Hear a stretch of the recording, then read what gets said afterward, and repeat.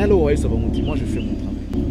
Je dois le voir à Bango. On a la fois passé que ceux qui déjà montent à fabriquer Bango na Yamba, le reste, ça ne compte pas. Bien que na Yamba Bango. Bien que na Yamba Bango, mais ça ne porte pas. Ritia a fait un bel album qui est Retirada. Cet album a souffert de beaucoup de choses dont je préfère pas les dire. Maintenant qu'il y a un exemple, moi, mais qui va vous comprendre. Boyo le bamamba butu. Tout le bamamba. On est dans moi parabole. Butu peut te rebana biso. Nga banga butu te ponga mo bena muta butu na moi. Nga na mélange à tout. Donc, Ritia a fait un bel album qui est Retirada. Cet album a souffert de beaucoup de choses dont je préfère pas les dire. Maintenant qu'il y a un exemple, moi, mais qui va vous comprendre. Boyo le bamamba butu. Tout le bamamba. On est dans moi parabole. Butu peut te rebana biso. Nga banga butu te ponga mo bena muta butu na moi. Nga na mélange à tout. Donc, et là, on est hérité à Sali, il y a extraordinaire ou à Sali qui t'a retiré. Tandis qu'il a retiré, il a multiplié de énergie. Ça dit, sur les simbités Nalani. Pourquoi il n'a pas appelé les artistes? Vous êtes ministre à la culture. Pourquoi il ne sait pas prendre de journalistes chroniqueurs. Il a pris. On a souhaité pour une boquette. Donc, ça qui est important. Mais mieux les alaki. C'est-à-dire votre presse écrite. Exact. Les gens qui écrivent, on va combattre. On a écouté partout, presse écrite à deux. Aussi les musiciens, les artistes, différents groupes. Beaucoup de la musique, dans sa plantation, c'est mon frère. Tel groupe il est des hockey jazz, il est des banahockey, il est des wingers. Moi, je suis l'ambassadeur, mais mon groupe respectif, c'est Quartier Latin. On va prendre les différents groupes liés pour envahir le musée. Voilà. Et ça a plus de crédibilité, plus de pouvoir.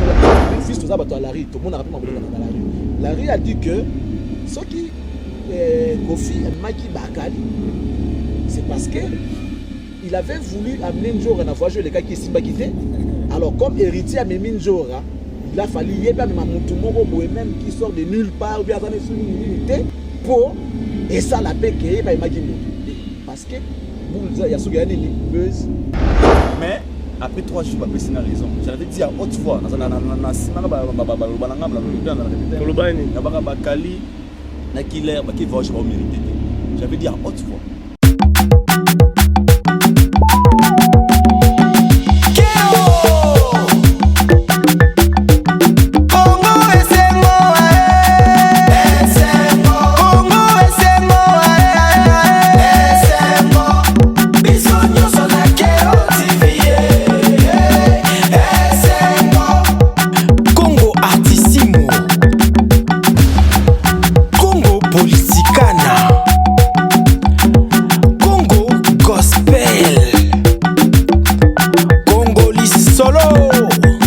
Best vous souhaite la bienvenue.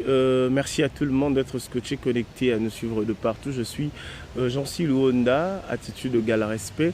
Il est 17h, juste heure de Kinshasa, je crois. Je vais vous dire merci à nos abonnés. Et puis je rappelle à tout le monde qu'aujourd'hui, nous allons parler de tout ça de rien, mais nous allons parler de la culture de la République démocratique du Congo, de la musique congolaise. Voilà pourquoi aujourd'hui j'invite des chroniqueurs musicaux de mon pays, la République démocratique du Congo. Nous sommes dans la ville-province de Kinshasa. Ici, c'est la commune de Gombe. C'est là où nous allons parler de tout ça de rien par rapport à nos actualités culturelles de nos artistes de la République démocratique du Congo. À ma droite, j'ai Aïdor Bokwala, l'homme à la peau blanche. Et puis à ma gauche, le grand gourou. Lui, je le respecte beaucoup. C'est un grand chevalier de la République démocratique du Congo. Ça date de longtemps. Donc, Charlie Prince, aujourd'hui, il est en train de présenter son émission Impression chez 10e rue Télévision. Je crois qu'on va parler de la musique. Voilà pourquoi, avant de commencer, je vais vous saluer. Bonne arrivée, mes très chers confrères. Merci Léonda. Salutations. Charlie Prince. Charlie Prince. Très ravi. Parce qu'au avant tout, on a problème on a fait une émission, je crois que c'était la semaine passée. On était belé bengi. Non, Charlie Prince a cossi. Non, il n'y a pas fallu. Non, il fallait les gars na plateau n'était. Donc on est à divers, mais je crois il y aura quelques extraits, vous allez suivre. Non, bah Kofi Koutouté, ninité. Je crois qu'on va se taire, Charlie Prince. Nous allons suivre la vidéo et puis nous allons revenir. Donc au solo là par rapport, il y a vidéo auto chat et puis on va parler de quelques actualités et puis nous allons revenir. Suivons ensemble et puis nous allons revenir. C'est pour faire plaisir à tout le mélomane de la bonne musique, fanatique de Koffi Olomide, Fally Ipupa, Reinos B, Gaz Mawete, Gaz Fabilouz, etc. Suivons et puis nous allons revenir. Merci. Décennie nous surtout babilo bon il malin comme moko. Il va babilo ne arabe moko moko. Ça na yera petit logo petit Fally. O bana o takinga gabo. Ah kaka ye na ye orchestre comme ye. O biso seri wa. Bana quartier la tia kala batu ba boy batu. Jumsu na zaki ka par exemple groupe na tombé l'émission ya collègue na ngai ya Weranson ya Maison Mère. Mais o talanga mo. Mais ba chanter ba ça na ba répétition. Ba petit mo bazo imba bien. Hein? La Costité, Ferrete, Mabiala Alte, Babindo Mbete, Petit Nangaï JDTT, Nabosé Nabilité, le côté Batalakou Bilité, Nabosé Bakomo Moussou, Naba chanteur, Badjanité, regarde, le phénomène, ils en ont encore partout. Mon avis, le système où il commence le mandef, où on a pour nous, on m'a dit que j'ai sinon, peut-être que je suis le bakia. Motonio so mandefu na mandefu oko yebate na dimoka mais ba umba bali na banza yondi ngozana lelo ndingo vandi yebi valera umba ba aso bali ba petit papa kanza ronsara lelo bazali na refaire babiloko wana mususu endanga pote kaka polémique ka monotonie to yokango déjà boina boye boina bona boye. Donc voilà l'état d'esprit, c'était voulu. On a répété que ceux qui sont simbité, pour mobiliser ceux qui sont simbité, on a été que ceux qui sont simbité, on a négamabe. Parce que miser vraiment sur Simbi, tout le monde, les résultats c'est bon. Mais pourquoi déjà dans le départ, il y a des facultés? On va comme les professeurs des élèves, la star des stars, encadré, les quadras. Et mon petit salaire là na banga type na ko banga ti mais bagi on a do sala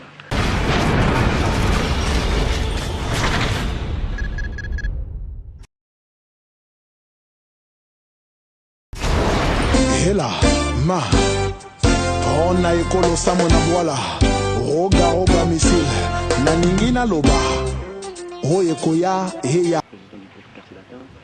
Vous savez, nous avons évoqué quelques points. Notamment, nous allons commencer par rapport à l'actualité. Vous savez que depuis jeudi, il y a un artiste, un musicien Pépé Ndombe qui nous a quitté. Et là, nous sommes en face de M. Koffi Olomide. Nous allons d'abord commencer par savoir ses impressions par rapport à la disparition de cet artiste, un musicien qui a été aussi l'un des pionniers de la musique congolaise. Et voilà pourquoi nous sommes là. Et après, on parlera du quartier latin, précisément à Brakadabra, et événements, différents programmes qui trouvent dans ces groupes, mesdames et messieurs.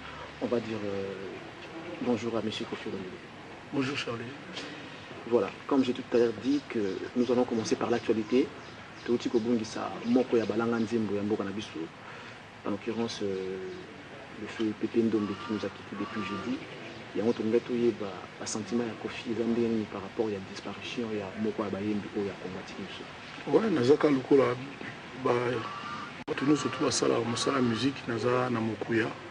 Naza na mawa naza na pasi. Bon, normalement na mboka na biso ezalaka bongo, bato bazalaka na moko na pasi.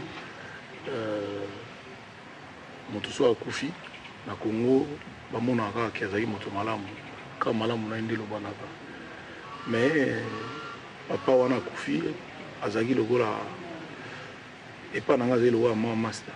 So tokutani na ye bato baokamwa. On a toujours blagué, tout simbana et tout, tiningi tout imbagi na ina Koffi Chanta Boulay, ayaka wana vraiment sans compliquer, tout imbagi na ye et aussi la meilleur souvenir na ya vie.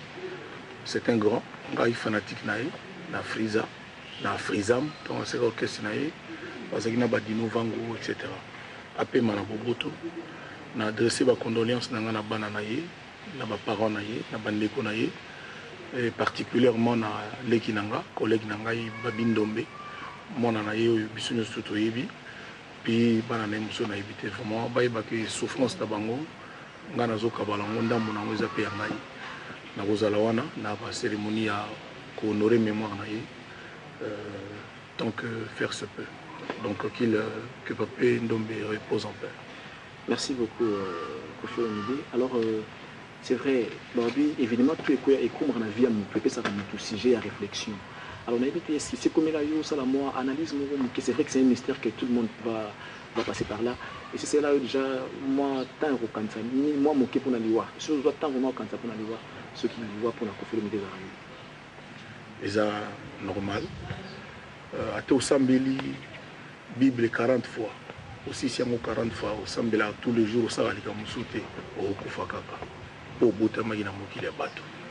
Le seul mystère, on a mis Tunaka, il y a vie Adam. Vie Adam, c'est le premier homme. On a marqué là. N'est-ce pas comment la Bible.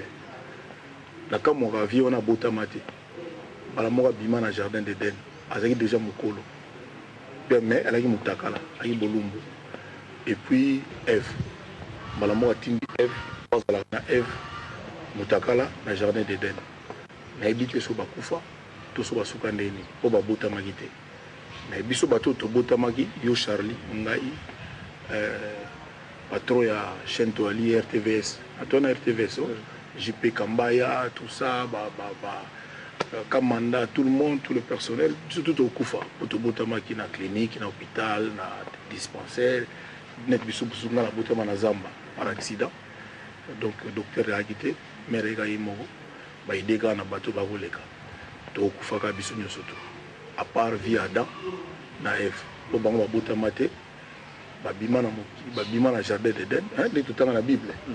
Suite na bango fait fin to yebiti to yoga suite et fin to yoga te wana ka on ya makamo wa ndenge bible mtekoma yango mais pour tout le reste atoza na mbongo te atola la kana mbeto Alix atolega na TV atoza na ba pete ba montre ba nini ba voiture ba succès ba lokumu okufa kaka pona ngeza nango mystère ezali normal na éviter pour na biso ba africain beaucoup plus na éviter to comptera beaucoup plus sur l'aspect Wanate.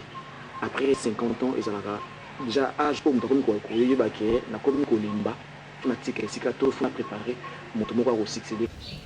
Et voilà, donc nous sommes de retour affectueusement. Je veux dire un grand salutation à Théo Zambrota qui est scotché connecté à nous suivre 5 sur 5 et puis pourquoi pas à Willy Mouchen et le code mondial de notre pays.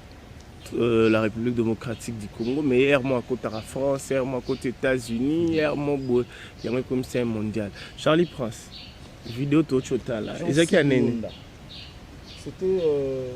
juste après la disparition du feu Pépé Ndombe. Cette vidéo, je l'ai fait. J'étais chez moi à la maison et j'ai eu l'appel des Kofi Olomide. Ok. Aussi que je respecte beaucoup. C'est parmi des rares artistes et visionnaires en fait. Ouais. Il m'a appelé pour me dire voilà, je viens de perdre mon collègue, mon mentor, mon grand frère et tout, mais je m'aimerais parler. Mais parler où? Je veux que ça soit chez toi. Okay. Est-ce que tu peux passer chez moi, on fasse une émission et tu vas la diffuser? J'ai dit ben d'accord. Quelle heure? Il me donne l'heure. Et je débarque avec mon équipe. On tourne l'émission. Et puis voilà, ça s'est passé comme ça.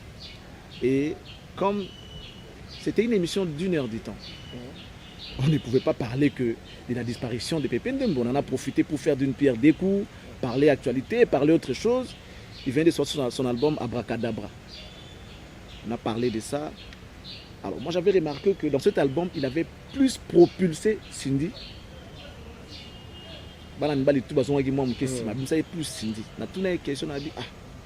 Mais pourquoi vous avez voulu miser sur notre sœur Cindy alors qu'il y a des artistes et chanteurs talentueux au sein du quartier latin? C'est vrai.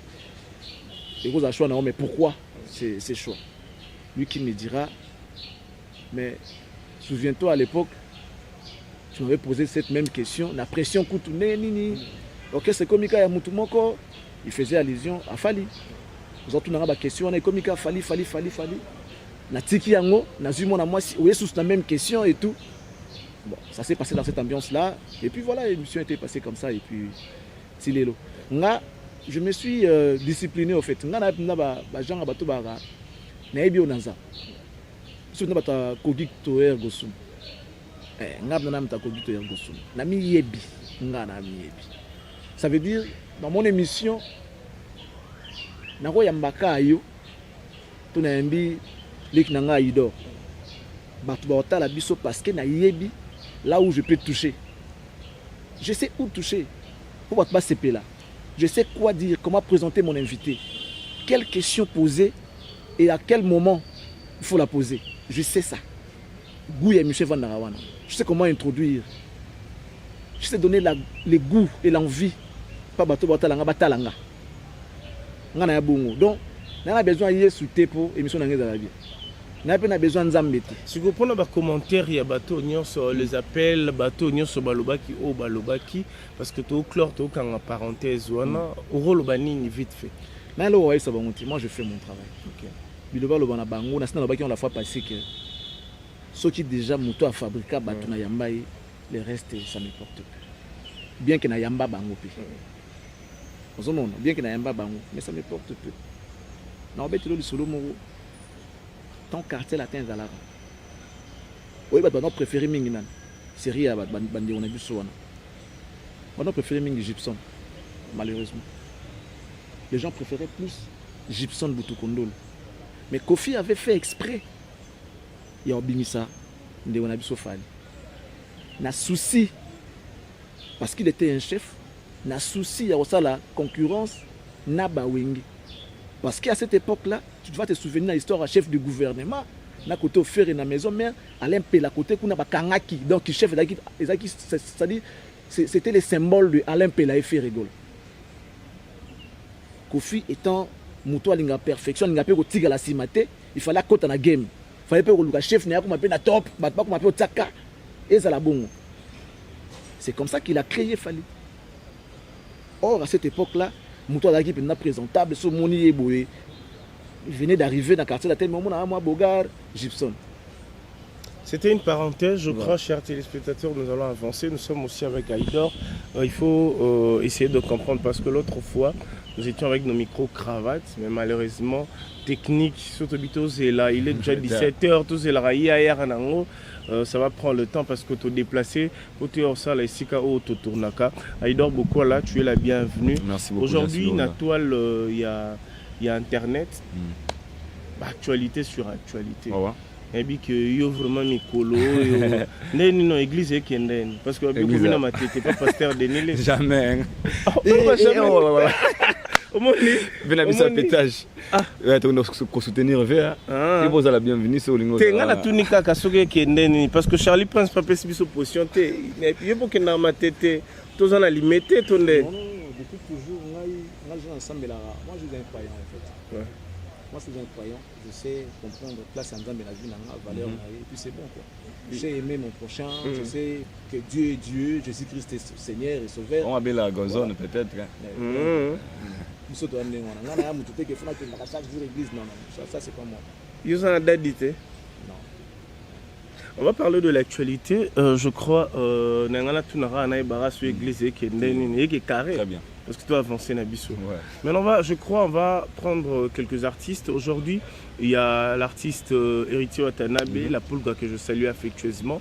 L'album Mi-Ange, Mi-Demain, ils ont avancé. Ouais. Je crois l'artiste il est satisfait pour son album Fanatique. Mais nous, étant que chevalier de la plume, étant que chroniqueur, tu as essayé de critiquer. Ouais. Parce que mon critique et apporte à rapper implique surtout pas d'artistes na boania parce que ça n'a d'artistes mal compris mon amna qui neni bon critiquer comme makambu na ngai. Donc aujourd'hui on va essayer de prendre, on va parler aussi de quelques artistes, mais nous commençons d'abord avec Héritier Watanabe. Aïdor beaucoup là Yozaki na South Mikolo Zanakin évolution et album Mi-Ange Mi-Demain. Au monde, du côté positif. Donc, je dirais qu'il est très bien. Pourquoi on a une émission Belé. On a un album précédent, Héritier Watanabe, Mi-Ange, Mi-Démon. Et pardon, il y a un. Comment dirais-je? Retirada. On a Mi-Ange, Mi-Démon. tu vas comprendre que ils en a il a mon côté. C'est grâce à la réconciliation héritier envers Weranson et font la porte belle la faute de la vérité. Selon moi, mon avis personnel, pour héritier Watanabe na retirada, il a fait au Senga Sala, il me met épée à rata concert en Europe, à Sala Senga Sala pardon. Mais na mi-ange mi-démon, on a mon le fait où il a fond la que sous mon thème et font la héritier na horizon mon épée. Pour dire la vérité, très sincèrement, j'étais très choqué le jour où on a Weranson à concert héritier Watanabe. J'avais eu un receveur héritier plus de 4 fois en Afrique d'ici. Ma discours on est déjà vers Weranson. Et ça arrive vraiment au bateau candidaté comme notre héritier. Bien sûr, il disait qu'il y avait un Kofing à Weraté, mais c'est là moi reconnaissance envers son papa Weranson. Pour moi, le baralelo, artistiquement, Weranson a ça là héritier Watanabe.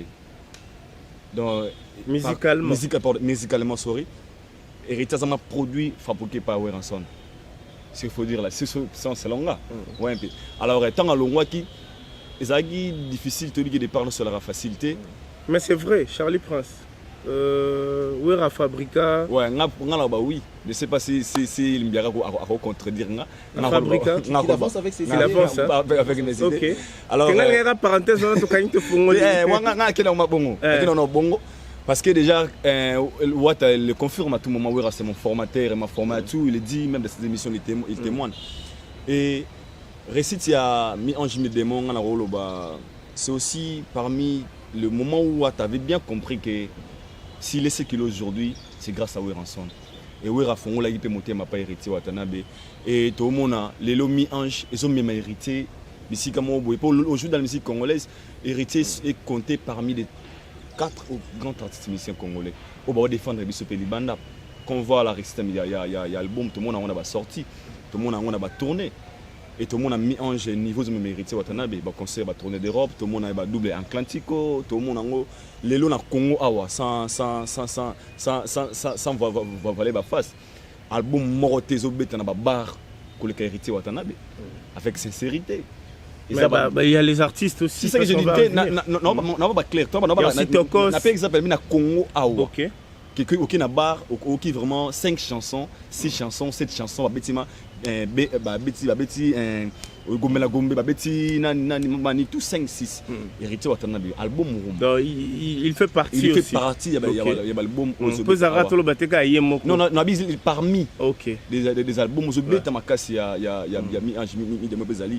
Alors moi je pense que dans tout ça c'est aussi grâce à la réconciliation des héritiers Weranson et faut là moi horizon belé na carrière héritier Watanabe pour dire positivement moi je dirais ça marche très bien. Seulement on a remarqué Ezali sur des ventes en ligne na Spotify et Watanabe Mazate.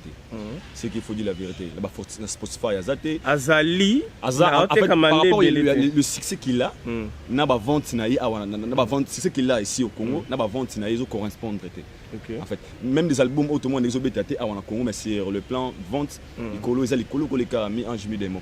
Et c'est ce que moi je demanderais aussi héritier Watanabe une équipe à management na ba mekape ko talisa ba fan na bango c'est aussi important il y a relaxé ba fan ba kende ko streamaga ba kende ko tala eza yango parce que tu peux jamais mourir dans cette émission Koufara besoin disque d'or besoin disque de platine besoin trophée moroté de mérite c'est par là que Missa Broma Rafier avec le seul album mo et rapportant ngai mo ba trophée oyo boy musique elle le comme bon à part le succès il y a moi comment appeler sur le plan business on voit un peu on a la seule gars constant qui n'a mis en jumilément donc c'est ça nous a beaucoup plus je peux dire et malheureusement c'est mon rôle local en fait et bien local là c'est mon rôle local alors que sur les ventes c'est le stream Aza vraiment na place de mettre sur la récite album moi déjà ça va album déjà c'est que merci Aïdor je crois c'était du côté positif et puis ils appellent Einayo je crois héritier Watanabe est en train de nous suivre la team est en train de nous suivre fanatique mélomane il y a bonne musique donc on est là on va essayer de décortiquer quelques albums parce que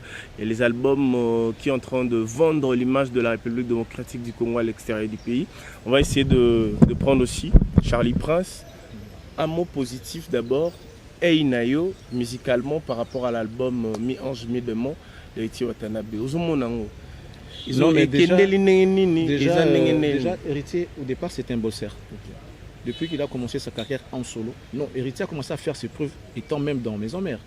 lorsqu'il a quitté, il est allé faire sa carrière en solo, il avait déjà démarqué. Même par rapport à son premier album et tout, il avait déjà démarqué. Mais vous devez savoir, je l'ai dit aujourd'hui, vous êtes mes jeunes frères, je vais vous faire une confidence. Monde tozarana mo ipena butu na mokilo et abongo. Batumsu basala mamna butu, banso basala mamna moi. C'est-à-dire Moi c'est naturel. Butu ça va force là surnaturel. Autant que yonanga toko maîtriser toko yebati. Héritier a fait un bel album qui est Retirada. Cet album a souffert de beaucoup de choses dont je préfère pas les dire. Maintenant qu'il y a un exemple, moi, Mickey, pour vous comprendre. Boyo le bamamba butu. Tout le bamamba. On est dans moi parabole. Butu peut te na biso. Nga banga butu te ponga mo pena muta butu na moi. Nga na mélange à tout. Donc talara. Ça veut dire que la lune. Ouais. Artiste wana au départ il est bon. Il est né artiste. Il a la musique dans la musique. Ça veut dire qu'il a la musique dans le sang en fait. C'est dans lui en fait. Ah, on a tout misanzalaka, esprit, tout courage, maramou tout, aïe bien baso la musique, aïe bien ou bien. Mais il avait souffert d'un problème où il a maîtrisé en côté. Il s'était ouvert une porte où il a géré en côté. C'est-à-dire, il y a un dicton qui dit on ne peut pas ouvrir une deuxième porte tant qu'on n'a pas encore fermé la première. Sauf que tous les deux ont géré en auto, qui a liboso, qui a simé simbate. Fungola mon repose en facilité à gérer en. Sauf que tous les deux, côté mon côté là, oye bati. C'est-à-dire que c'était ouvert une deuxième porte dans la carrière naïe, il y a un créé un problème mon autre. Nous avons un exemple. Je vais prêcher avec des exemples pour toi comprendre un. Vas-y. Tout à l'heure, il doit à lobby, reconnaissance, fallait zala tout ça et tout, c'est bien beau, fallait zala, c'est bien bon, fallait zala. Tu vas te souvenir d'une histoire, tu auras un période de Boébil, moi c'est mon hôtel, moi c'est mon Longa Dragon, Abimi Akimi. C'était vrai. Vrai. Vrai. Avec des preuves. Avec des preuves, c'est ça le problème. Je vais arriver, c'était vrai. C'était vrai. Je vais encore te dire, à l'époque Moboé, d'ailleurs l'artiste est Aïmba Onandim Bonaï. Là c'est fait rigoler. Maman a caprice. C'était vrai. Maintenant, qui est derrière non, mais par rapport à l'investigation, non mais vous savez, hein, les artistes, leurs proches, tous arana ba on a cité. Hormis qu'on a télé, tous arana famille na bango, tous arana ba cité. Tous arana ngo na cité, tous ka martelo cité et puis qui peut vérifier na nenga libanda, oki pe que non tala kutubo, tala kutubo, tala kutubo, tala kutubo. Vous passez un bon bout de temps ensemble avec Moutou, vous arana bien tous arana bien boué. On se respecte mutuellement, on respecte la vie, on a respecté nous aller qui n'a et tout. Un bon jour au Carré, non, il doit avoir qui non ah Jancy, et puis qu'il fait Charlie écoute nettoyer boué. On va te capanton na ngamo vient na zonga qui na futa mbongo na ngati. Vous assure que les na kinda na ngo bongo respect za na pour na ngezalaka. Entre nous, est-ce que ça la respect za la té parce que na fungoli porte mo bengambo. Deuxième porte. Le jour où sikoyo lingo ya na ndenge mo na ba télé ba ah il dort ah impoli ah manquer ku vie. Oh ba dessous des cartes nous les alaka moi ba to ba yeba. Exact. Na musique bo mona ka oyo. Moi ça sous parenthèse mususu parce que na zota vana ba vieux wana ba ke na zali na zana bango. Na musique bo mona ka bo eza na mokili ya pe na jugement ya butu. Ba ko sala na jugement na butu o ebi ko se défendre te ba je peux ba condamner na butu ba ko to pe prison na butu. OK. Ça dit on t'a porté plainte na butu, on t'a jugé na butu, ba condamner yo na butu. Bah, quand tu es en prison, et pendant que tu es en prison, vous appelez 10 ans. Au sein de la prison. Succès à sauter. Il a fallu pendant tout là, après la démission de la prison. Et ça, par exemple, qui peut comprendre à comprendre. Oui, attends, je sais que tu as là, ah, sikoyo, carrière na yo, et bandi. Mais nous avons bandara déjà. Vous comprenez? Vous avez le héritier sikoyo carrière na yo et bandi. Regardez les langage codé. Vous avez le résultat ya mi-ange mi-démon. Et là on est héritier à Sali, il y a extraordinaire ou à Sali qui n'a retiré. Tandis qu'il n'a retiré d'un coup il a multiplié de énergie. Pour que ça dit sur les simbité nalali. Énergie ou à Sali qui mi-ange. Dynamisme wana, intelligence wana. Je ne pense pas qu'il y a un mi-ange. mi-ange a continuité pour ça il d'abord ça là on a d'abord place ni à côté place ni à bien à ça l'ika rabon maximum bablo comme c'est vrai mais énergie à mi-ange il y a retiré de l'équipe énergie à mi-ange mais cet album n'a pas marché comme prévu. Les contacts qu'il avait eu, voyage et tout, parce qu'il a un carnet d'adresse. C'est un garçon, c'est un monsieur, c'est un monsieur Oyo, la même musique à Congo, que les gens vont sous-estimer, il y a un carnet d'adresse, il y a blague. Il a des gens, on a besoin de 20 billets d'avion pour te voyager, ça 20 billets d'avion à Pessi. On a musique à Congo, ils ont racheté comme un rare. On peut le mot leader, mais c'est un peu de débrouiller. Héritier avec Tété Kaboué à son âme. Paix à son âme. Vous savez ce qu'ils ont fait. Je vois directement sur Jean-Jacques Kaboué. C'est un bon ça la groupe. Et ça la wapi. Il en a eu la musique à Congo. Donc il faut faire attention ce mutu monde mta loba et moi qui na mutu monde ngemo boy bo mitu bo loba kateka ka ba mabe bo ebite lo koni na vivre. C'est que soto bito landela ba mama loba ezana maloba oyo ba JB je crois il a aussi soif. On peut l'amener quelque chose Charlie Prince c'est normal je vous signaler que on est quelque part. Donc c'est normal de prendre quelque chose. Et puis s'il vous plaît, amenez aussi pour Aïdor quelque chose à boire, c'est très important. Je rappelle à tout le monde que nous sommes dans la ville-province de Kinshasa, la République démocratique du Congo. Cette émission est pour vous. Allez-y, donc tapez, abonnez-vous massivement. Si vous avez besoin de suivre cette émission, allez-y. Tapez Cactus Télévision, allez aussi chez Aïdor Média TV. Donc allez-y aussi taper chez nous Congo Esengo officiel télévision, c'est très important. Nakata banze mbukande to loba. Eza banze musuneti ya ba JB ba wera. Ya nanze mutongo lobi maramwana na raisonner sous ce qu'il y a JB ezalaka nini. Basali likopa na ba vie na bango. À cette époque-là, c'est que qui peut na makopa mo sala. Il y avait plus batabando. Apporte-moi quelque chose à boire, c'est important. À l'époque na mboka na biso ya plus batabandundu ba ameki mota banani bato tuyo ebi ya gouvernement batabandundu ba no soutenir Viento ko mais pour jiba bima na voyage pour jiba voyager ba blocage wa na DG metele mi anere lukido ba complication na souci kaka ya ko avancer adversaire na ye no kwa kokate no kwa lela vous comprenez ba ça la même cri Azamwana Congo, ya souvé, bah reconnaître que Azamwana Congo. Oui, c'était congolais comme l'autre. Bon, nous voilà pourquoi les copains les acquis effectifs, les acquis pena yango. C'était vous faites une évidence.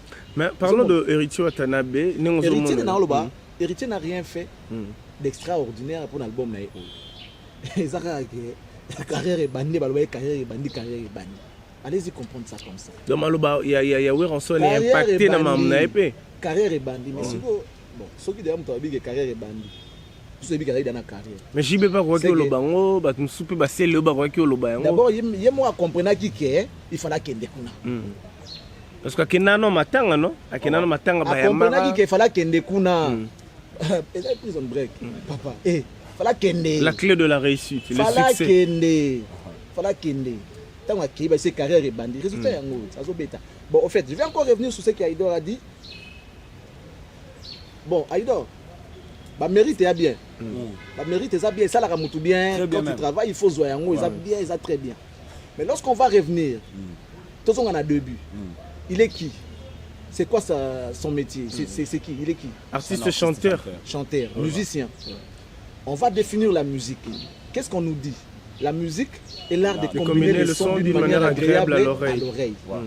Moi, ce que je sais, lorsqu'on est chanteur, il y a aussi un adage qui dit l'artiste ne meurt jamais. Les œuvres, on parle des œuvres. On ne parle pas des trophées, on parle des œuvres. Ces œuvres resteront. Donc, impérissables. Voilà. C'est très important. Tout est permis, mais tout n'est pas utile. Voilà, si je comprends très bien, parce que Awa, tout le bel mama, œuvre, tout le bel mérite. Comprendre que développement salami. Œuvre, mérite. Parce que les autres ont même manigancé pour Bazoyango. Vous êtes d'accord avec moi qu'on peut acheter un trophée? Ouais. On peut acheter un trophée à Idol, tu le sais. On peut acheter un trophée. Vous êtes d'accord avec moi qu'on peut manipuler? Ben oui, quand on achète, c'est déjà illégal. On peut acheter. Mais quand on va que son mari, on a un trophée. Exactement. Et puis, on a parlé nous, on a déjà eu affaire à l'organisation Bandoula. Voilà. Vous comprenez tout ça là. C'est vrai, oui ou non? Non. La parenthèse. C'est Charlie Prince, solo, les parenthèses. C'est business, on sait comment manger dessus. C'est business. Non, vous, est-ce que. C'est business. Charlie Prince, déjà, business c'est un trophée. On est d'accord. Un manager peut venir négocier pour son artiste. Un manager peut venir négocier pour son artiste. Parce que lorsqu'on a Zoyango, et était caillé, ils ont fait ça, il va côté du colo, ils ont marché sur le banc de Goya. Il y a le roi dame, on peut s'y mourir les deux. Il y a dame. Business, il y a parfait et ça a raté. Business a parfait à rater. On a 1000 francs. Tu as 1100, ça peut bénéfice à 100. Tu as 1500. Aux nos bénéfices, mais est-ce que vous avez légalement? Est-ce que vous avez humain? Peut-être que la moutelo, il y a 1000, tu as 2000. Ensuite, ça a même 3000. Tout le monde a fait dans soit en voulant trop gagner. À quelle chose, mais la Chine, il y a $1. Alors, tu as $20. Ensuite, $2, $3, $5. Alors, tu as $20. Ah, il sera avion, douane, maman. Mais si tu as 7, $8 pour bénéficier. Mais il y a $20. Nous avons mis $20 à payer sur son billet d'Ambarana. Vous assurez que nous avons un monde normal. Donc, il y a un business à parfait, ils ont raté. Moi, je vais dire aux artistes congolais, tous ont la valeur. Tout ça, retourne à la valeur. Les valeurs, ils allaient, Aïdor Salam Sano bien, Jean Sam Sano bien, Lapin Sam Sano bien. On est appelé à faire ce travail qui est des journalistes. Tout ça, il y a un bien. Tout comme Luka, non, la France a trophée à moi en Mboka. Au Québec, on a Moukendi, on a négocié, on a payé sur le trophée. Alors qu'au Québec, il y a un moment où il y a meilleur. Ça s'est fait. L'artiste ne meurt jamais, pas parce qu'il a des trophées, c'est parce qu'il a fait des œuvres qui sont restées. Chef d'œuvre. Vous comprenez? C'est pour ça que tu as œuvre, ça peut m'habiter. Mais ça, donc le meilleur de toi, pour pas côté à travers. L'ami Ange, il y a de chefs d'œuvre. Il y en a plein. Plein. Qui restera impérissable. Si. Et surtout que ils ont rumba pure. Ils ont musique nabiso. La musique authentique, musique nabiso yangwana, c'est la rumba. Cet artiste n'a pas de complexe, en fait. Ce que j'aime chez Héritier, il n'a pas de complexe. Il y a Oluka, il y a Osa, non, à Sali musique, au Batu Bandimi. Les problèmes, moi j'ai déjà entendu un artiste dire, il y a un trophée, il y a madame Namona, il a dit, retour, il y a un artiste, fanatique, c'est ça le plus grand trophée. Tout le monde artiste, c'est mon apôtre sous la Grammy. Tu sais, non? Un Américain a sous la Grammy. Trophée à prestige. C'est pour dire que c'est rien du tout. C'est rien du tout. Ça représente beaucoup, mais en même temps, c'est rien. Les œuvres seules peuvent faire que mon temps comme un grand. Parce que tu n'auras pas de trophées si tu n'as pas de bonnes œuvres. Tu n'auras pas de trophées si tu n'as pas des œuvres. Mais là, cette grandeur-là, ça sera à Kinshasa, au Congo, ou bien ça sera sur le plan international, où ils ont que. Parce que chef d'œuvre, parce que ça va chef d'œuvre au tapé na Congo. On est d'accord. J'ai suivi, c'était qui cet artiste, c'était qui Beyoncé. Oui, fond sonore il y a Luambo. Américain. Luambo à l'époque, il avait internet. Rien. Mais et puis sur tel nani on va reconnaître même fond sonore na Kombo na grand maître Luambo. Grand frère Manu, père son nom, qui faisait des sous de Makossa. Michael Jackson a puisé dans Manu. Ce sont des chansons donc impérissables. Ouais, on est d'accord. À la qui locale, toi à la qui internationale. International. Tu fais des œuvres et quota. Tu fais des œuvres et quota. Soit au communicara d'une frontière à une autre, tu deviens international. Soit quand on franchit le cap, il y a pas Nabino, au Bimili, Brazzaville. Alors comment tu tombes à loco? Non. Championnat, c'est local. C'est comme que ça suit la nation. C'est comme international. Et ça, quand tu fais un Héritier, il est international. Autant Fali est international, Ferré est international, tous ces mondes sont internationaux. Moi, je me rappelle à l'époque, les gars de Awa, Kofi, Banda, ça va citer même Moutalika, ce qui est de deux aujourd'hui, donner à l'élection. Il a fait du succès, Libanais. Grave. Et puis je viens de suivre Koffi Olomide Instagram, je crois, cela 2 jours, a posté vidéo, ça date déjà de longtemps, je crois, 1988, je ne sais pas, à la rétrospective. Il y a une chanson, il y avait un gars, journaliste, fameux, qui a fait l'interview, a expliqué les paroles, il y a Nzembo. Et puis les piles. On avait aimé la mélodie, tout ça. Nzembo est kota yaki awa, tout l'ignorant. Là, on a même Nzembo, ils ont chaka chaka. Oui, mais tout le monde. La 89, je crois, ils font chaka chaka. La 89, Naipso ba radio tout ça inondé na banzembo ba joa kasa veyaka to yeba si wo ba tsema même ba disco to no bina ba disco to yeba si ko so banzembo ça dit nzembo ta équipaka langue les gens interprètent le rôle qu'on appelle Julio Ecclésias mais ba ndenge to banzembo na ye vous les femmes mais tout ça est-ce que à l'époque on connaissait les paroles? Charlie Prince, on va revenir vers toi, on va donc, prendre... Ça veut dire que la chanson, ce n'est pas la langue. Exact. C'est la mélodie. La mélodie. Et les textes. Exactement. Aïdor, on va prendre vite fait parce que c'était, on parlait de Richie Watanabe, Tozu Siko du côté négatif, critique vraiment. Aux hommes, la évolution. Et l'on a critiqué Richie Watanabe, la team Wata. Du côté négatif. Sincèrement, non, ça va critiquer trop d'énergie. Je pense qu'il y a le bain déjà. Parce qu'au moins, les chroniqueurs vont critiquer. Non, ça va vrai en fait. Vous avez critiqué, comme répétition. Héritier, c'est vraiment un frère à moi que j'aime bien. Parmi les artistes émissions, tout cela bien. Ouais, t'as vraiment parmi. Et quand le bain, on est bandé à Nobi. Il te respecte aussi, j'espère. Très bien. Tout cela trop bien. Trop bien, ça veut dire très bien même. Et ça, il y a le mot Boussiko. On a une photo de la Lilo. Parce qu'aujourd'hui, l'artiste ne meurt jamais car ses œuvres resteront immortelles. Donc il ne faut pas travailler sur les œuvres. Donc travail bien fait. Que sur le trophée. C'est bien aussi. Trophée aussi. Alors, il ne faut pas s'oublier du côté business. Parce que c'est ça la musique. Il ne faut pas rappeler côté business. Aujourd'hui, nous traitons nos artistes musiciens congolais. Laisse-moi te dire la vérité, c'est mon côté congolais, côté mon musicien nigérien. Exactement, industrie musicale les amis. Tu sais pourquoi? Parce qu'ils ont compris système de, en fait, ils comprennent le système de jeu. Pourquoi? Lélo, tout le bango clair. Nos artistes bazo gagner parce qu'ils chantent des Ayembi grand prêtre Nani, ils seront des pauvres. Tu sais pourquoi? Parce qu'une personne peut venir vous donne 10 000 euros, 30 000 euros. Pour Yembaï, tout le monde a mis ça Yembaï sous Moutouté. Ou à vivre en année. À vivre dans la vente, dans le stream, dans le contrat, nous avons comme concert. Vous voyez un peu? Alors, est-ce que il faut battre la paix côté Moroboy? Pas adopter Pesprit. Par contre, il y a un mission à Bissot, il y a Mboka. Ouais, non, non, comment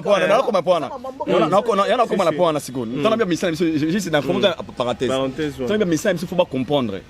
En fait, la responsabilité, ils ont un ministère à culture et art.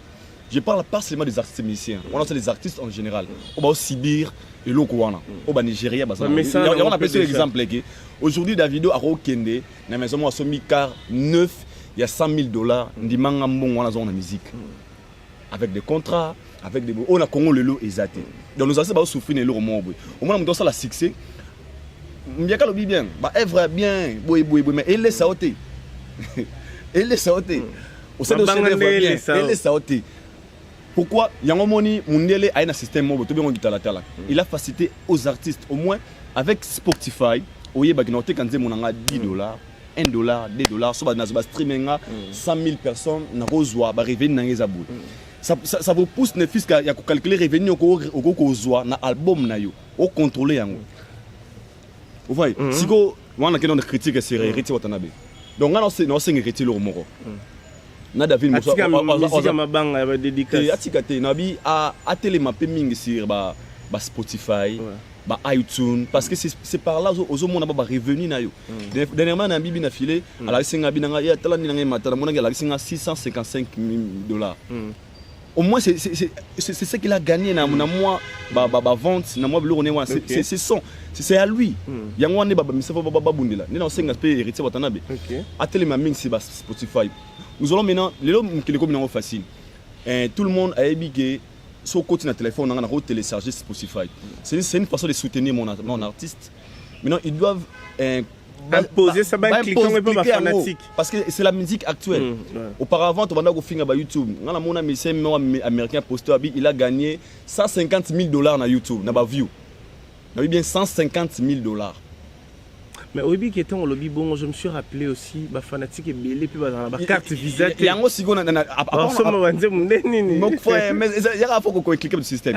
Par là, je voulais dire quoi? Les choses que nous avons auto ignorées dans moment où il y a les lots. On est obligé de s'adapter à ce système. C'est une façon de soutenir nos artistes et c'est aussi les responsabilités de manager na bango batali sala fano balinga bango wana non c'est le numéro yo ngana ba o sepeli na ngai mene sika o senga nzemo na ngana na Zander kende ko télécharger nga ba cliquer biso yango comme automatique.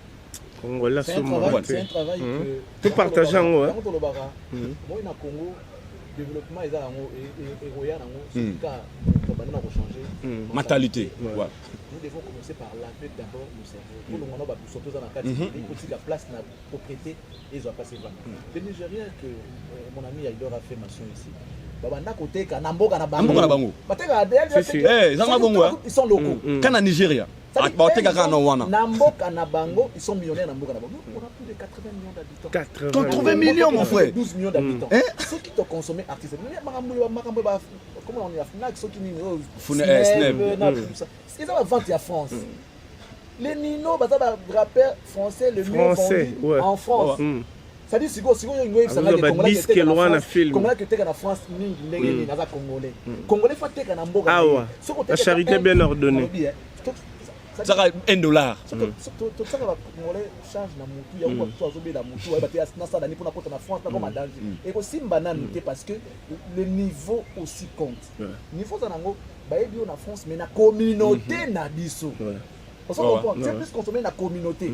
Est-ce que la communauté on a seul une influence, il y a 100 000 exemplaires, tout ça, tout ça dans le nombre. On se comprend, on souffre pour avoir des disques. Or, à l'époque, quand on a un CD, on a 20 CD, voilà. Oh, patron, on a 30 000 CD, 5 000 CD, à Kaboli na Batu. Les CD en ligne. Carte na yo côté ici au sommet. Tout ça dans la communauté. Or les Nino baza locaux dans la France. Autre la nuance, ils sont plus vendus, mieux vendus en France aux Zamboga na bango bavanda na ba guide. Neti badaju ouais, c'est ça. En France, les Zamboga na bango c'est leur seconde patrie. Donc on a dans mon a 10 ans, 5 ans, on a carte naie à streamer à big à PC. Ah, somba nino. Quoi musique à nino. Mais ça comme pourquoi héritier. Est-ce que bana 10 ans, bana 15 ans et tout ça, bango ba français ba héritier, ba peut-être héritier. Or, il y a communauté na biso, père ayo kakawata, moi na pas comme on wata, mais moi on a pouvoir que somba te. On a musique à papa. Ça musique na ngati. Il y a les gens souffrent pour nous avoir disque d'or. Maintenant, comment faire? Le problème, c'est que nous devons faire les alliés. Comment faire? Les alliés d'abord. Pour battre somba, parce que musique na bang na string bongo. Et ça passe parce que les lots, bancarisation na mboka na biso quotidien. Ce qu'on ça la raté, on a la possibilité. On a un compte na banque. Ça c'est la première des choses. Na mboka lo Angola, même quand tu es karamalewa, on a un compte na banque. Nous t'as kara effet, on a un compte na banque. Tout se passe na ba carte mambongo en espèces za reçu. Or na Congo le monde comme na mbongo na pour 100 000 en espèces. Et ça la gali sous-souté. Lorsque ba kasa mama que no fond makana 10 000 et ça passe quoi ba ngaba comme na système de bancarisation. Bon za kata carte autant na parfois na auto ba chana auto. Ça doit être instauré. Pour éviter même ba banditisme ba criminalité avec de l'argent en espèces. Donc il faut mboka comme un système pour bancariser batou nyonso. Banque longwa lix. Banque longwa comme le revient en fait. N'est pas supermarché comment on a qui ça ça. Oh, ça on a distributeur et il y a des lix mobwe au ya pour ça là. Ils rêvent même pas en avoir. Donc faut comme un niveau na nous mboka et vanda, économie et vanda, industrie musicale et vanda.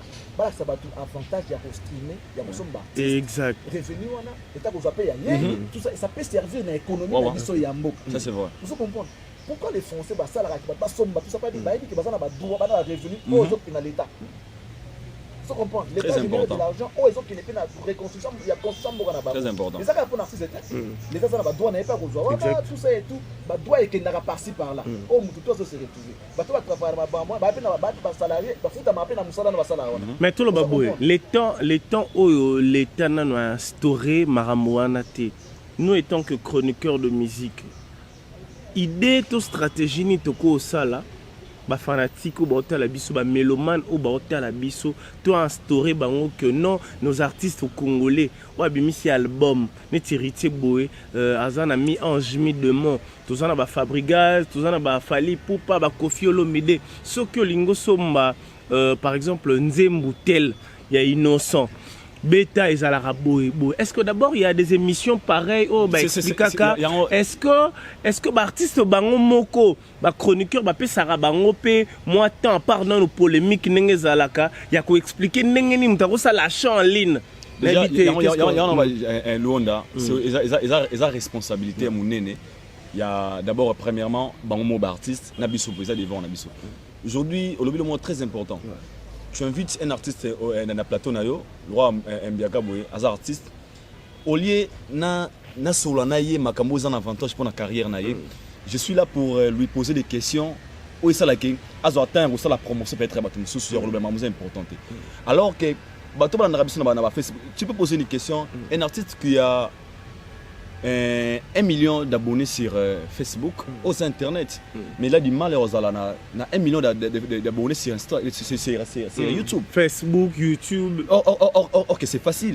C'est genre au bas commentaire na Facebook, c'est facile à quelqu'un na Gmail à côté na YouTube à cliquer.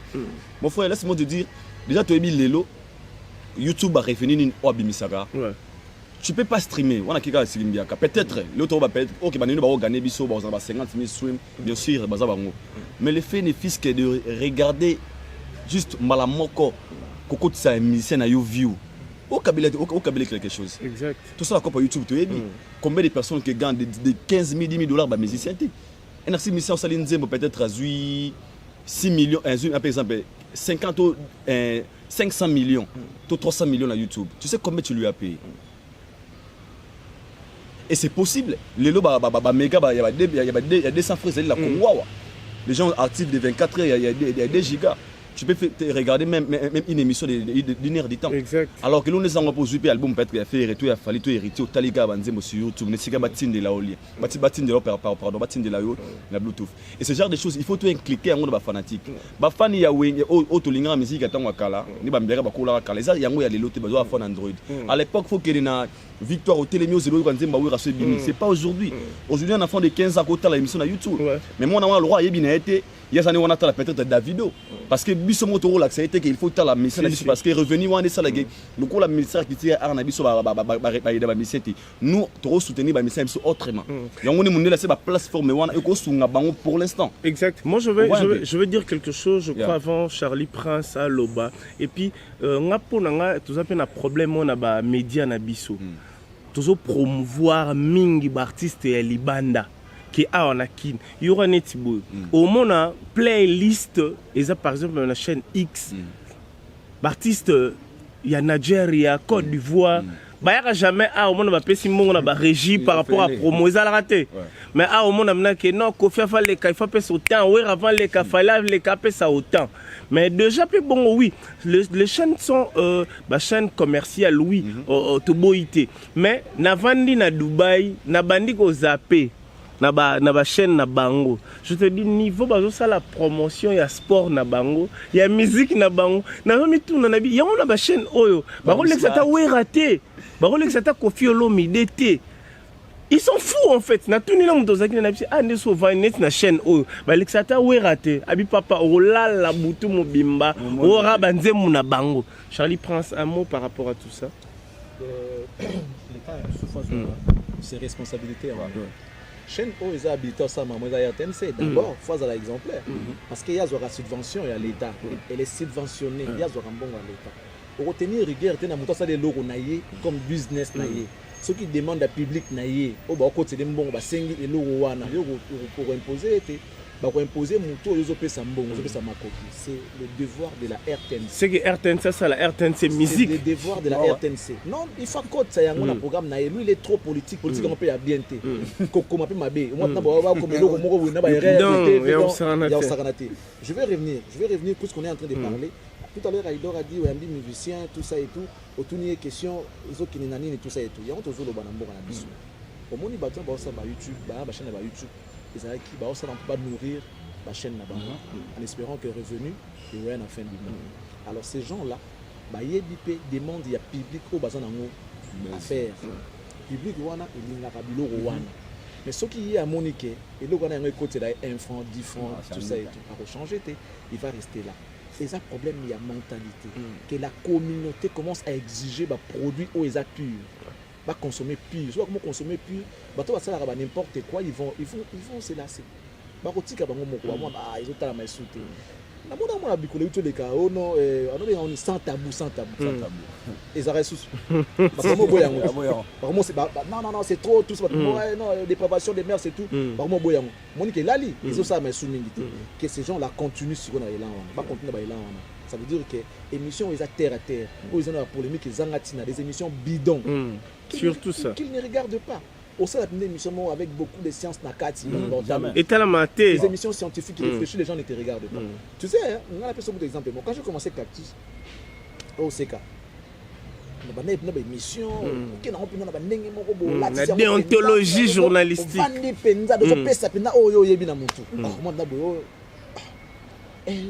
Un jour, 2 jours, attends 1000 vues à Pamba. Et comment ok comment tala baninga comment tala on dit bah ok les boy yo suka busoto wana pas ko lonka langue pas ko lonka ma couleur ke pesa mo différence bon bah ok na on mabe yo suka même buso ba ok na on a mo ndenge moko boy bu ba baye ce ko yeb sanga au sane au monde petit na boy bu 10 000 vues 5 000 vues bon moi na moi différent côté moi 20 francs côté faut foutre moi monter foutre moi ba journaliste foutre moi tout non tika la wana non tika la wana ça veut dire que mboka ezobeba mboka izo aider batu ya mboka ti mboka izo aider batu mboka ti mboka aider biso batu mboka to sungana biso to servir bino eko apeso biloko na mesa yo poni kolia na mabiri fota nana yo zamboate quand même quand nazo servir yo lokola mutu na tilo biloko na mesa mais yo poni olia le roi ya mbo na se vous comprenez le bana peut na pesa qui yo confiance comment voir nzembo mo pe kala yemba na pesa do na mesa yo poni kolia na kasa faut ta même. Je crois demain, chers téléspectateurs, nous avançons parce que la musique elle est vaste. La musique et l'art de communier le son d'une manière agréable à l'oreille. Toujours c'est pelana ba musique mais regret zakaka na idora lobby.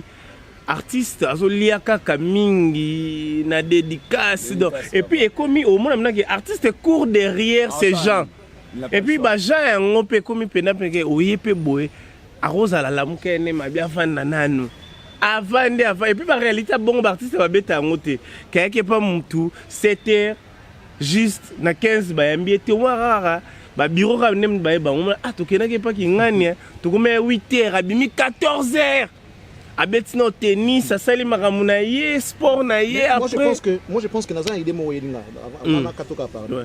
Comment il lelo ceux qui sont professionnels. Si vraiment ils se disent professionnels, ils doivent se faire entourer aussi des professionnels. Que chacun fasse sa part des choses. Que chacun fasse sa part des responsabilités. Moyembi komanzimbo, yembanzimbo. Le reste, ce qui est management, ce qui est tout ça, aux anabato qui quoi. Tu peux pas tout faire. Ça, tu ne peux pas tout faire. Voilà. Tu ne peux pas tout faire. Artiste ça dit là ça net mi-ange mi-demo. Un bel album. Est-ce qu'héritier en dehors d'avoir un producteur comme David Monso, ça n'a pas agent. Type management. Est-ce que ça n'a pas agent? Ça n'a pas manager, on va maîtriser secteur on a les réseaux sociaux. Est-ce que ça n'a pas bango? Est-ce que ça n'a pas webmaster à ma casse pour la image naïe? Est-ce que c'est ça les problèmes? Les lots comme Maramo il y a sentiment continue carte. Sentiment continue. Au moins na mutu. Alors que ça la musala munene azune mutu moko boyebi que na réalité quoi si me la téléphone na filmer la radio na peu exemple moi OK dans la logique des choses. Tu sais nous à l'époque on a souffert pour recevoir Kofi. Sincèrement vous avez de la chance de l'eau, la facilité. Juste la chance. Il fallait ça la preuve. Au Bengue, Nani, Charlie Prince. Oh, Global TV, oh, vraiment, émission ni nous. Oui, c'est émission. On a bien monté. On a talent. Aïe, saute nan dengo. Au komisko ko bunda ki atala yango. Tala niveau siko, batio devant ni. Là vraiment, les affaires accompli. On multiplie par effort. Émission année comme la Kofi. Voilà. Qu'est-ce que tu vas faire si ce n'est bosser dur? Au bosser. Finalement, un bon jour, tant que moi à Bengio, ton bureau n'a pas Bengio, j'avais su ton émission. On est la méritocratie. Voilà, c'est la méritocratie. On se comprend. Alors, l'élo est commis, le même Kofi Wana a tombé. Bon, je vais encore me préserver un tout petit peu dans un peu. Modeste, on va dire. Parce que dans le moment où on est dérangé, le lot a tombé tellement. C'est ça critique, vous êtes libre et qu'on peut perfectionner le monde. Pour cette émission a facilité. Mouto yé mon gabi pendant que non a cocaté à niveau ça dans l'émission tu m'as PC émission. Est-ce que vieux alors on a maïle naï toi on a buzz parce qu'on a abonné belé. Ni en soi. Ou bien ayebi que derrière yé à faire passer message naï qui des côtés mais azana pour ça journaliste on a donc azo aider bango tu petit lelo. Mouto pendant c'est que non la concert beta qui habite on dit pas la concert on dit les concerts. Est-ce que Mouto pendant un journaliste à sa chroniqueur a été concert dans la genre masculin. Tabi la concert au beta qui Kofi c'est que non, la concertée, on dit les concerts. Apporter correction directe, bon. Dans le niveau. Parce que là, on a échappé mon. Sauf aux appuis dans Maël, il a échappé. Il aura 10 000 bon. Il a échappé mon tout. Donc Kofi a aidé Bangote. Si je comprends très bien, place on ngoloba, c'est que Kofi Olomide a l'andaka personne physique. Il n'est plus regardant. Il est commis.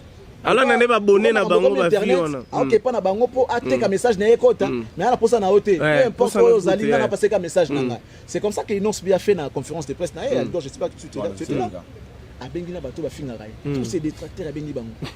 Si yo so za esprit to ba kino joa. Aligninga ya dans un grand prêtre. Au moins aka na besoin na ngate. Ana besoin na ngate. A bouliste. Comprendre que à travers yé na kota. Il y a 100 000 abonnés, il y a 200 000 abonnés. Si on a PCA interview, il y a visionnaire. Vous comprenez? Les artistes aujourd'hui, comment ça m'a un sentiment.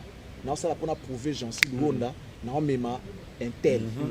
Sachant très bien qu'en termes de méritocratie, en termes de connaissances et savoir, Mouto zo même a nul. OK, naeka po wana kuna mona ke. Nakumbagi Mouto. Siko pour quel rendu? Pour quel rendu? C'est ça. Moi, je suis parti avec Ferré. Qui n'a pas regardé ce que Ferré a fait là-bas? Qui n'a pas vu? Je suis allé faire mon travail de journaliste. Et je l'ai fait d'une formelle manière dans la zone. Na sali o basalaka o toyebi. Yo me mi mutu pour aokende na lo baneti ndeni. Pour aokende marambo. Na lo belo mo boye na o hésiter ba muke mais na lo bakaka. Ça dit parce que mutuana alinga Charlie Prince. Comme tu es en foi avec Charlie Prince, il faut que tu aies un Charlie Prince. Pourtant, on a sentiment de voyage, on a même un voyage, on a Charlie Prince, on a Akumi Sakayo, pour yo bien. Les éloges. Au PC, futilité, place, au Baki Moussala. C'est ça les horaires au Barti Bazan. Quand tu amènes quelqu'un qui sait faire son travail, par exemple, tu te fais entourer d'un bateau Bayebi, au foot, c'est ça aussi des problèmes. Exactement. Il y a besoin de service pour ça. Parce que le service va être exact. Le service na sel pe boulot aux mérité au niveau na yo aux en besoin au monde qui barque musique. Il y a des gens intelligents dans Mboka na biso. Les journalistes c'était bazar faut ça aussi mbamikote. Il y a des gens des marketeurs à makasi dans Mboka oyo aleka na TVT. Mais sauf contacter à celle au boulot makasi. Il y a des gens les gars na TV mais ba pe boulot makasi. Et puis l'orchestre c'est une entreprise hein. Bon il bandete. Vous avez un marketeur moi licencié aux autres chez eux. C'est mon averti. Il no goyana. Maman le na TV, on met ça bien. Parce que là on est mais tout solo là. Bon, de la part ya ngo to lingi to banda ko kota to sala makambo. Voilà. Soki aye bien ngo. Pas solo lit. Ateki ba service na a sali encore ça là pour que on a cap pour franchir cap sous. C'est comme ça que va avancer. Mais pour un sentiment yo préfère tika muta osala musala bien okumbi mutu moko boye kaka po abé la gayo très na boye tout ça. Ça va servir. Ça va servir. je vais même rentrer pour dire voyage, il y a Kofi Touré. À Kendaki, parce qu'avant Kende peu, avant tout d'ailleurs, absolument Kende Belgique, tout d'ailleurs, Gisèle Fouille, c'était le jour de mon anniversaire, tu vas en avion. Ah non, je vais voyager, il faut Kende dans mois de mai, mois de mai, avril, mois d'avril, na Kende na Belgique, na musée, je veux visiter le musée. Ah, ok, je peux visiter le musée. Ah non, je ne vais pas réclamer nos 1500 instruments. Oh, bah, Belge, bah, Kenda, nango, bah, ça là, pour exposer dans le musée, tout ça, faut réclamer, mais avec dommage intérêt. Ah bien, bon, bah, parce que sincèrement, pour moi, c'était une découverte. Solo, on avait battu avant. Sincèrement, il faut dire vrai. Il avait élargi mon horizon ce jour-là. Ah bien, quels sont ces instruments? Le bétlarem sur ma solo, ah bien, c'est une bonne idée. Mais pourquoi son Excellence, Monsieur l'ambassadeur, Akoumba qui va artiste était? Pourquoi il n'a pas amené les artistes? Qu'on soit ministre à la culture. Pourquoi il ne sait pas prendre de journalistes, chroniqueurs. Il a pris Ngakutu n'a souhaité potentiellement pour Bino Bokete. Non. Bah, ça qui est important. Mais mieux les alaki. C'est-à-dire ta presse écrite. Exact. Les gens qui écrivent, on va commaquer. Les journaux, on a écouté partout, aux yeux les musiciens, les artistes, différents groupes. Beaucoup de gens ont sa présentation, non, c'est mon confrère, tel groupe, il est de OK Jazz, il est de Bana OK, il est de Wenge, et moi je suis l'ambassadeur, mais mon groupe respectif c'est Quartier Latin. On va prendre les différents groupes et envahir le musée, on a plus de crédibilité, plus de poids.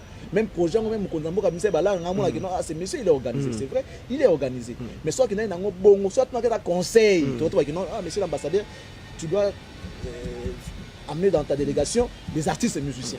Parce qu'il s'agit des instruments de musique. Les journalistes, c'est bien bon, c'est pour relater, mais musicien, mais seulement selon le dur. Parce que la rue, dans la rue, on fait d'office à la rue, tout le monde a rappelé dans la rue. La rue a dit que ce qui Kofi Maki Bakali, c'est parce que il avait voulu amener un jour à avoir joué le cas qui est Simbakité. Alors comme héritier à Minjora, il a fallu y avoir un même qui sort de nulle part bien dans une unité pour et ça la paix qui est pas Maki Moutou. Parce que il y a ce gars buzz na toile. Buzz et Kokumba Bisso Wapi. Ce n'est pas du concret. Je crois prochainement on va parler Buzz et Okumba Bisso Wapi. Mais Ngaïpe selon proposition Ngaï Nenge Yopo Kendaki na Ferrigo la Nigeria au salaire Moussala bien mais na Lingaïpe Bokena Idor. Oui pour anglais. Ah pour anglais. Ah oui, mais c'est très important. Donc, ce qui n'est pas Kendaki, c'est très important. Il y a la traduction en français, il y a un en anglais. Donc, deux chroniqueurs, il y a Kissa Sabakei, un artiste fait rigola, et il y a sa magie moroboé. On a une parenthèse dans Fongoli. Non, mais ça, écoute, il fallait que tu y aies parce que peut-être ça pouvait peser. Non, tout ça, c'est sincère. Moi, il faut peut-être peser le budget des artistes. Parce que déjà, comme journaliste, il y a un contrat avec un producteur. Le producteur a 5 nombre de bateaux, il a 5 nombre d'artistes. Journaliste ils ont volonté artiste et il a tout pris en charge hôtel tout peut-être pour alléger peut-être la tâche non anglais bien il peut ça musa na bon ndeni aido to boka ils a payé anglophone il le anglais couramment toke na yo ils a mabete mais le problème c'est que tant moto akei Salande Moussala. C'est ça. Non, même pas. Il n'a pas le mot bien. Parce que toi aussi, il sait déjà. Moi, le problème, c'est quoi? C'est un point à soulever. Ils ont le logo de bateau.